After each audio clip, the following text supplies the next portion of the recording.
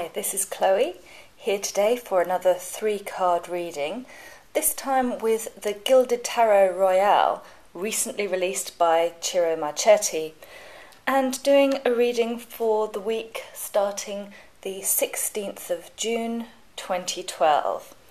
So, as always, I'll draw 3 cards to look at the energies around us this week, and also what are the actions that we should avoid and the recommended action to take at this time. So the situation we have, is the 3 of Swords. The action to avoid is the 7 of Cups. And the action to take is the Queen of Cups. You can see all those, I think. So what I see here is the idea that we're facing a situation where we're feeling quite a lot of painful emotions, perhaps. Often the 3 of Swords is thought about as being about heartache or jealousy. But for me, one of the most striking things about it is the fact that these painful emotions are really caused by the way that we think about the situation more than by the situation itself.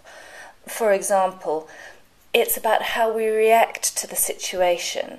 You can have a relationship end, for instance, and that might induce kind of 6 of Swords type relief, or it could make you feel more of a 5 of Cups nostalgic sadness. But when we see the 3 of Swords, it really says to me something about it's our own self-recriminations, self-doubts, low self-esteem that make us feel pain around this particular situation. It's our own thoughts that are doing most of the damage here. So what is the action that we should avoid in this situation? Here with the 7 of Cups, we're faced with a lot of different options. And so I guess this is saying, I link the two actually. It's a little bit the not thinking about all the millions of options, the what ifs and maybes, that way lies folly. Of course, there are always lots of possibilities and lots of permutations and variables, but going over and over them isn't going to be very helpful in this situation. Instead, what the Queen of Cups advises as an action to take, well, one thing that I see here is the idea of perhaps using emotional blackmail to make the other person, if there is another person or other people involved, suffer, because the Queen of Cups can do that quite well. However, if we're thinking of something a little bit more empowering and more spiritual, or coming from your higher self, then I guess what I notice in this particular depiction are the puppies by her feet. So something around a sense of being true to your heart. Instead of letting yourself get confused by all the options, it's a really listening to your heart, because there's a fundamental thing that if we listen deeply to ourselves, we do normally know what's most needed. And it's sometimes hard to do that listening because it's not a listening to all the thoughts that are whirring in our mind.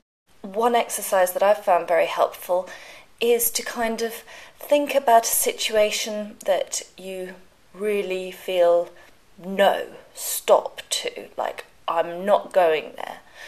And take time to be aware of what do you feel in your body when you imagine that situation that makes you think a sort of wholehearted no?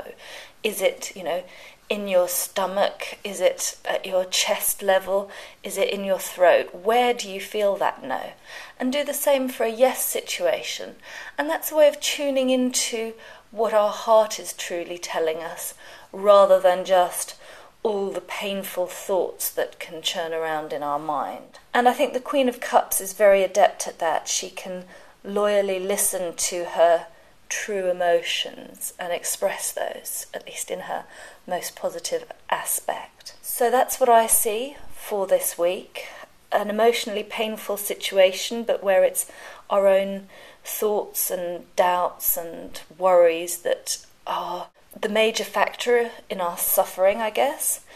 And that thinking about all the different whys and wherefores and how comes and is not very helpful.